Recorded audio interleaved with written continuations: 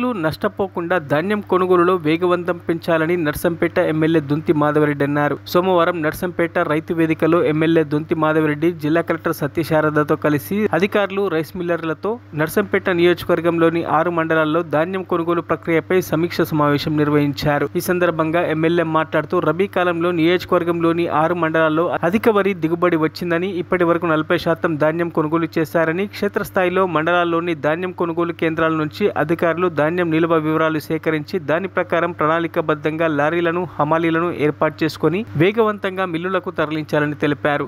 ఈ సమీక్షలో అదనపు collector Sandhyarani, Narsampet market committee chairman Palvai Srinivas, DRDO Kausalya Devi, జిల్లా వ్యవసాయ అధికారి అనురాధ, జిల్లా సహకార అధికారి నీరజ, సంబంధిత శాఖల అధికారులు తదితరులు పాల్గొన్నారు.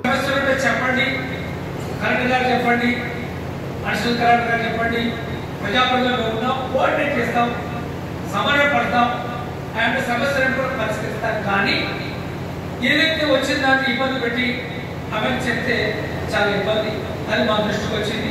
అది రాకుండా మీరు అది పాటించండి.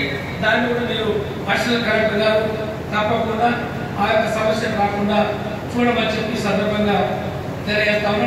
ట్రక్ షీట్ ఎక్కడికి వచ్చిందో ఆ ట్రక్ షీట్ అందించి, మరి ఎందుకంటే వర్షాలు వస్తూ ఉన్నాయి, మరి వర్షాకాలం దగ్గరకు వచ్చింది కాబట్టి ఇబ్బంది అయింది.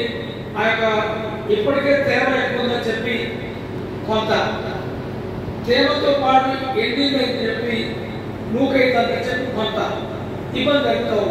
ఇవన్నీ కూడా నివారించి వెంటనే లిఫ్ట్ చేయాలని చెప్పి కలెక్టర్ గారి కోరిక మీద ఈరోజు కార్యక్రమాన్ని ఏర్పాటు చేయడం జరిగింది. కాబట్టి ఇందులో వీటికి వెంటనే ఈ కూడనే ఇవన్నీ కూడా లిఫ్ట్ చేస్తూ ఈ మిగిలిన సెక్టర్ నుంచి ఏదైతే టెంటటివ్గా అంచనా వేసి అది ఎంత కాలంలో వస్తుంది మిగిలిన పంట, వాటికి కూడా వెంటనే ఈ యొక్క ప్లానింగ్, ఈ యొక్క కార్యక్రమాన్ని కొనసాగించడానికి వేగవంతం చేయాలనేది నెంబర్ అంశం.